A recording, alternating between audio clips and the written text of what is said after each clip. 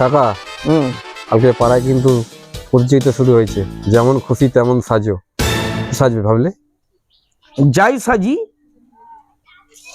এখন সিগারেট রইলো, পরে আমি বলবো, তুই দেখবি চিনতে পারিস কিনা, তারপরে আমি তোকে বলবো যে এই সেজেছিলাম। ও তুমি যাই সাজো, তুমি জিততে পারবে না। ফার্স্ট প্রাইজ নেবো আমি, দেখিয়ে দেবো। বৃক্ষ তোমার নাম কি, ফলে পরিচয় দেখা যাবে কালকে। খেদে উঠে একটু হাঁটি। কালকে কি হয়েছিল তোমার? কেন?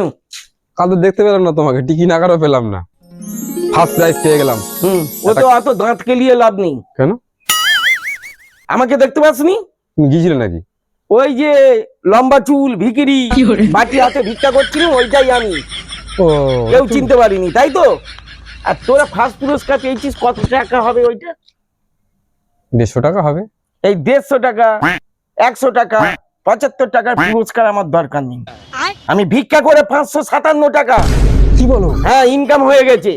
লোক ভিক্ষিরি ভেবে ভিক্ষা দিয়েছে, ওই টাকাটাই আমি কাল 500 খাসির মাংস আর হচ্ছে দেরাদুন রাইস রান্না করে গাপ গাপ করে বাড়িতে খেলাম। কে চালাক, আমি না তুই?